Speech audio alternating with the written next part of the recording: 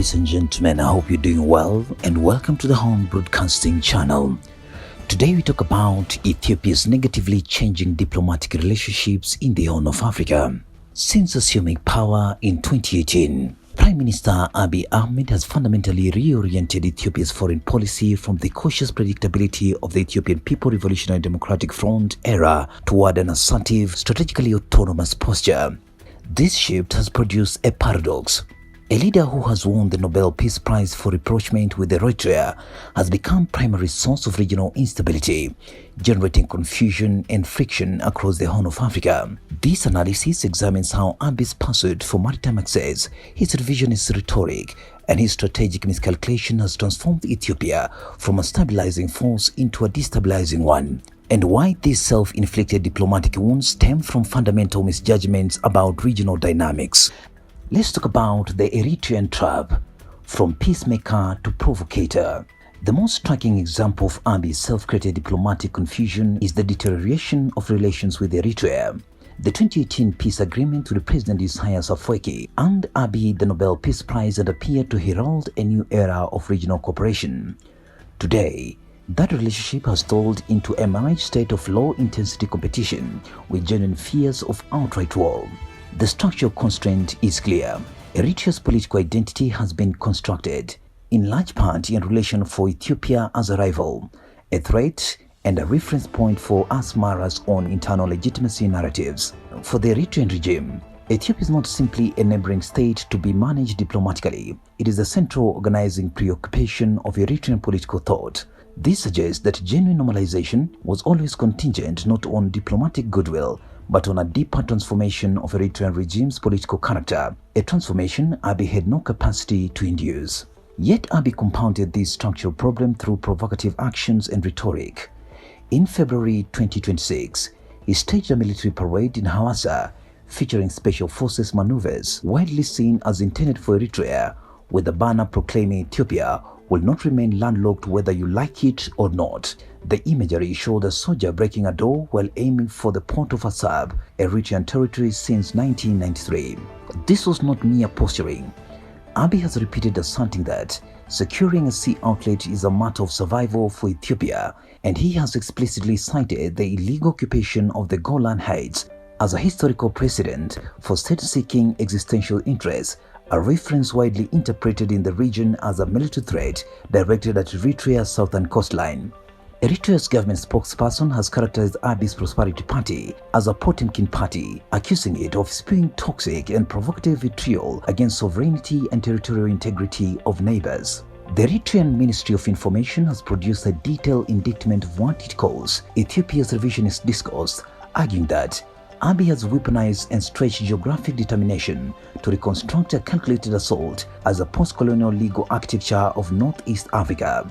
The ministry accuses Ethiopian state of media and academic forums of questioning the legal legitimacy of Eritrean statehood and attempting to delegitimize the decades-long Eritrean national liberation struggle. These are not minor diplomatic irritants. They constitute a fundamental challenge to the post-colonial order. Let's talk about Abiy's confusion here is threefold.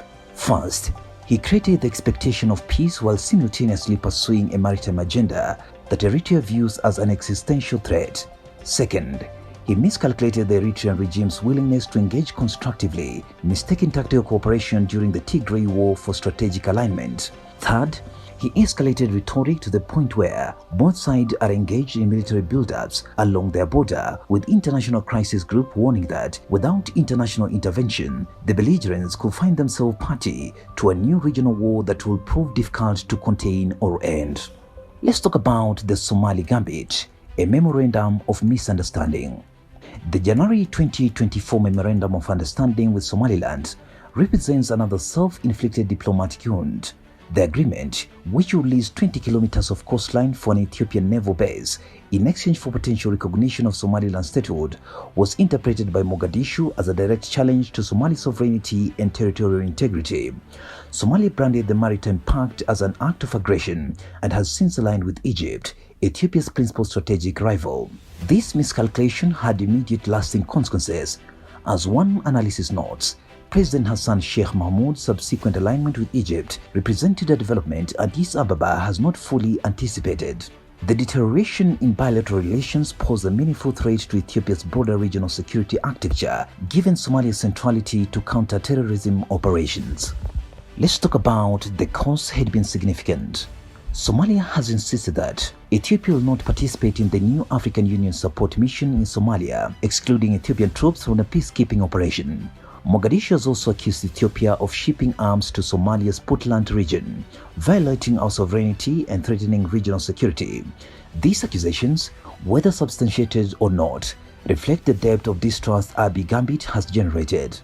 To his credit, Abiy has pursued normalization through the Ankara process, and relations with Mogadishu has particularly been restored. However, Somaliland question remains unresolved, while Abiy has refrained from formal recognition, calculating that the marginal gains will be outweighed by the cost of Somalia's returning to the Egyptian strategic orbit. The damage to regional trust has been done. The episode demonstrates Abiy's tendency to pursue strategic objectives without adequately anticipating how regional actors will respond, creating confusion that requires costly diplomatic repair work. The Egyptian confrontation. Abiy's approach to Egypt represents a third dimension of strategic confusion. The Grand Renaissance Dam, and Ethiopia has consistently maintained that it has no obligation to seek permission from anyone to utilize 86% of Nile waters that originate from its borders. Ethiopia now sells power to Djibouti, Sudan, Kenya, and Tanzania. However, Abiy's framing has escalated tensions unnecessarily. The Egyptian foreign minister has accused Ethiopia of operating the dam in a politicized manner through unilateral measures that disregarded international law, describing water security as an existential issue for Egypt that cannot be compromised.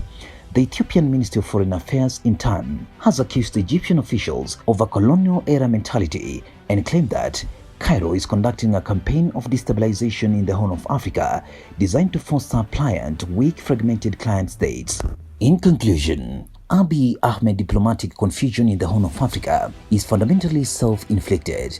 He inherited a cautious, predictable foreign policy posture that, while constrained, had established stable relationship with regional actors. His assertion that Ethiopia would not be a prisoner of geography resonated with domestic audiences but created diplomatic firestorms,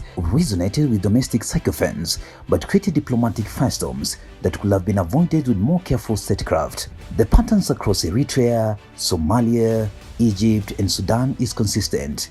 Abiy pursues ambitious strategic objectives: maritime access, regional influence, Nile water utilization, through unilateral actions and confrontational rhetoric. He then discovers that regional actors have interests and agency, forming counterbalancing coalitions that complicate Ethiopian objectives. The normalization process with Somalia is a case study in this pattern. Create a crisis, then spend considerable diplomatic capital attempting to repair the damage. As the Prosperity Party enters its illegitimate second term, Ethiopia's foreign policy appears set to remain assertive. But the question is whether Abiy will learn from his mistakes, whether he can pursue Ethiopia's legitimate interests in maritime access, regional stability, and economic development through strategies that build rather than erode trust with neighbors. The evidence thus is not encouraging. Until Abiy recognizes that his provocative approach generates more resistance than results, Ethiopia's diplomatic relationships in the Horn of Africa will likely continue their negative trajectory, and the confusion he has created will persist. Ladies and gentlemen, if you've got a question, contribution, or a comment, please do so in the comment section. Don't forget to like, comment, share, and subscribe on our YouTube channel. You can also scroll down and watch some of the topics that we have talked about: the Horn of Africa, East Africa, and Africa at large. This is the Horn Broadcasting Channel. Have a good time.